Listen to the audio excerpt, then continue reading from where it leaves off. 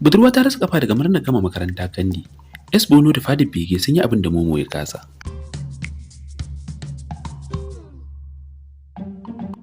Wani labari mai taɓa zuciya a satin nan shine batun wata ɗaliba da wasu matasa 'yan makaranta da suke murnar kammala karatu da mota a Sokoto suka yi mata sanadin zama gurguwa. Inda motar da suke wasa da ita ta kwace ta cike da ita, wanda wannan ya sanadin karyewar ta a kafa.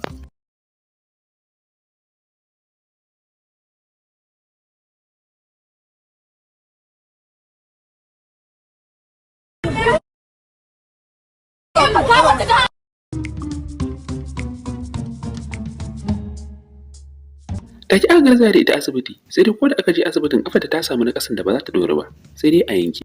Haka iyayenta suna ji suna gani suka sa hannu aka yanke kafa kyakkyawar budurwar da kammala karatunta kenan ta zama musaka.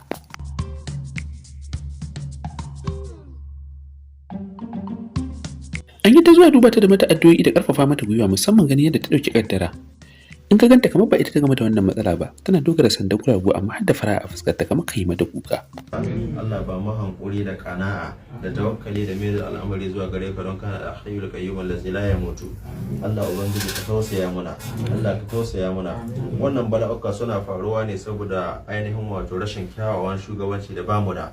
Allah ka azurta mu da shugabanni masu adalci, masu tausayi, masu jin kai, masu nufin mu da rahama, masu kyautata muna. Mu ka kore mana yadda a ga shugabanninmu rigima ta zabe da attahi Allah na wa ma'alanna wa ma'antal bihimina bi rahmatika ya hayyu ya qayyum ya zal jalali wal ikram bi fadil kitab bismillahir rahmanir rahim alhamdulillahi rabbil alamin arrahmanir rahim maliki yawmiddin iyyaka na'budu wa iyyaka nasta'in ihdinas siratal ladzina an'amta alaihim ghayril maghdubi alaihim waladdallin amin.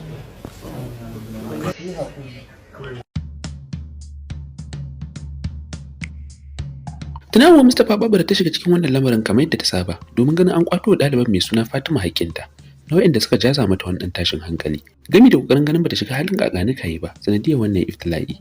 Inda yanzu haka ma har an haɗa wata gidauniya don tallafa mata. Inda ake buƙatar dala 50,000 a gidauniyar ta yanar gizo da ake cewa GoFundMe. Da fatan Allah ya bata lafiya ya kuma sa kafara ne a gare ta. Assalamu alaikum wa rahmatullahi ta'ala wa barakatuhu. Ga kaka Hauwa mai komai da ruwanta. In dai abu na talakawa ne, cin zarafi, ɗauka haƙƙin mutum, danne wa mutum haƙƙinsa, muna ciki wallahi tallahi. Allah ya taimake mu kuma zai ci gaba da taimakon mu, kuma mu da Allah muka dogara. Wannan bidiyo musamman ne akan yarinyar da aka jiwa ciwo wato a Sokoto. I just finished speaking to her mother. And na riga an gaya mun komai a yanzu ba abin da za mu ce because za mu bar hukuma ta yi aikinta. Suna hannun hukuma, amma idan hukuma ta yi felin ta yi aikinta za mu shigo ciki.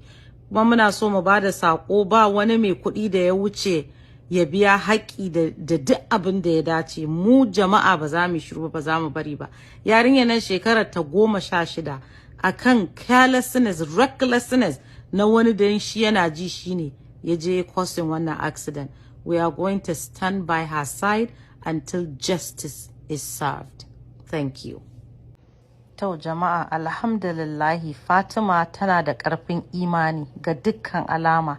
Gashi dai an yanke mata kafa a dalilin hatsarin nan da wannan reckless driver ya janyo mata. Instantly her life is changed forever.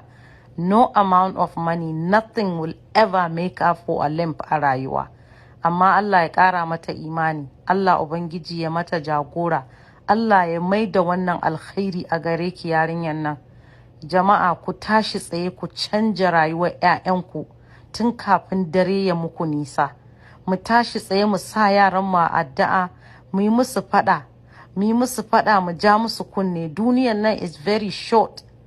Duniyar nan in ɗanka baka ja kunnen shi ba ya ji magana ka ya ka alkhairi kai asara. Allah ya wa dukkan yara albarka. Ubangiji Allah ya kaɗe mana fitina. Duk wannan faɗan da muke yi soyayya ne da aminci. Fatima da alama yarinya ce mai imani. Masha Allah, tabarakallah. Last week abin nan ya faru, gashi nan har ta tashi ana ɗan dogara da ƙafa. Amma inside ni na tabbata she stone. Tana trying. Duk mai ƙauna annabi ya sa ta addu'a. Mai ƙaunar sallallahu alaihi wasallam ya sa 'ya'yanmu baki ɗaya addu'a. Allah ya bata lafiya. Wallahi mutane ai hattara. Wallahi ai hattara. kuma dole wannan ya zama koyi ga 'yan baya. Dole mu tashi tsaye mu yaƙi irin wannan abubuwan da suke ɓata mana al'umma. Ba za mu zauna muna kallon al'ummar mu ta lalace. A nan kuma batun jarumi Aminu Sharif Mammu ne ya zama abin yamadi da a shafukan sada zumunta bayan bayanin labarin karansa da wani mai kura a kasuwar Sanga da ya masa ɓanna ya ce sai an biya shi. Wanda a ƙarshe dai mai kura ya kasa biyansa sai wanda ya raba rigimar ya ba wa Momo kuɗin.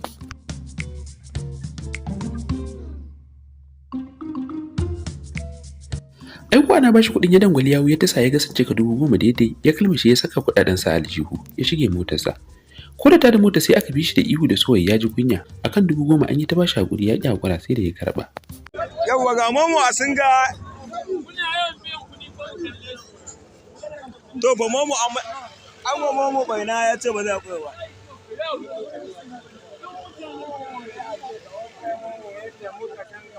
Momo din su mota ne ba. Momo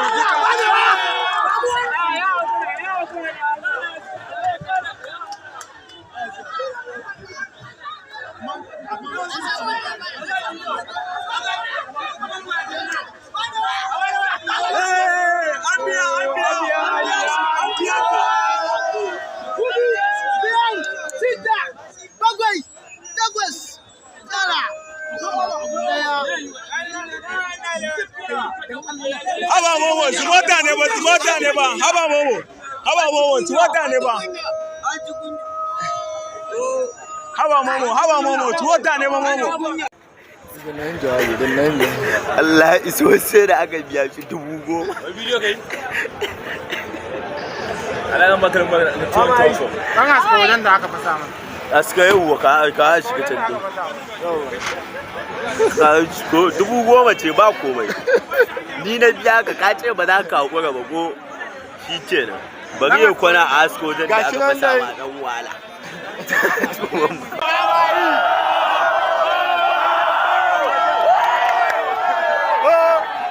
Dan wahala.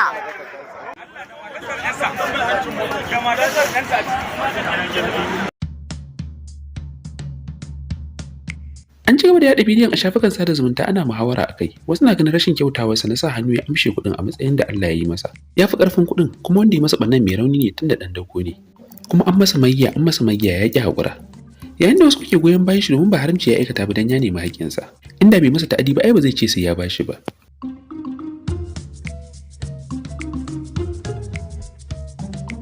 Gidan jarida Aminiya ma a cikin shirinsa na ana wata ga wata na wannan satin sun kawo labarin inda suka bayyana sun sami jin ta bakin Momo inda ya kada baki ya ce. Aminiya ta tuntuɓi jarumin domin jin ta bakinsa inda ya tabbatar da cewa lallai wani ya masa barna a mota kuma ya ce a biya shi.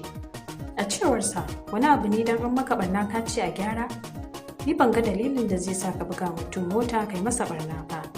Idan kai ka buga masa kai ma za ka biya, idan kuma ya maka za ka ci biya ka. Ban san me yasa mutane suke bata lokacinsu akan abubuwan da bai kamata ba. Kamun barna idan na ce ka biya ni wani abu ne, in ji jarumin. Wasu na kwatanta abin da Momo ya da wasu labarai da aka bada musamman na Aminu S. Bono da irin haka ta faru da shi da kuma fadar bege. Inda shi Aminu S. Bono da wani ya taba masa mota ya fito a fusace. Ganin wanda ya masa laifin masoyi ne shi kokari ma yake yi su yi hoto da shi yasa ya haƙura. Akwai ranar da mota ta na kai ta fenti akai fentin ta kyau sai na hawo gada da ita zan tafi dan nuna abokanai na ina hawa wani mai keke napep da ya zo kawai ya samu bayan motar nan kawai sai ya buga mu ya fasan danja ya fasan wa na fito a fusace shi yana fitowa yana gani na yes boro kawai sai ya dauko waya shi kokarin ya selfie da ni ma yake kawai na tsaya ne saroro gabar raye mun kuma shi gashi masoyi ne kuma yana so ya selfie da ni haka nace da shi to je kana gode bi kai selfie dai na koma mota na juya sai gareji na koma.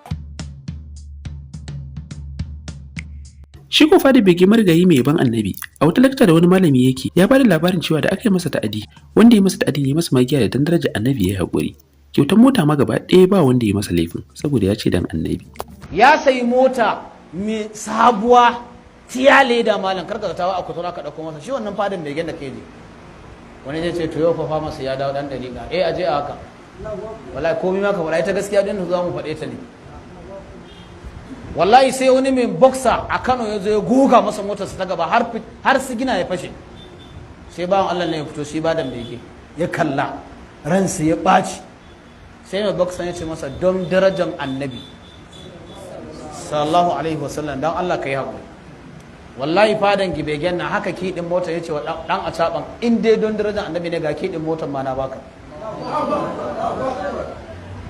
Kaga bayan da ake son annabi ko? Ni kuma ina da yaƙinin yanzu lokacin da Deborah ta zagi annabi in dai fadan bege yana raye wallahi zai haɗe ransa ya mutu. Shine fa magana. Dole za mu fahimci duk da neman haƙi da mumuyi ba laifi ba ne, amma a matsayinsa da ya haƙura ya yafi, da sai dai a yabe shi ba a zage shi ba. Kuma a gurin Allah sai Allah ya fi farin ciki da hakan, domin Allah yana yawan faɗa cewa yana son masu haƙuri. Haƙuri da yafiya kuma sufofi ne na mutanen kirki, kuma ɗaya daga manyan halayen fiyayyen halitta. Da fatan Allah ya ba mu ikon yafe kusakuran da ake mana, mu ma kuma ya yafe mana laifukan da muke masa.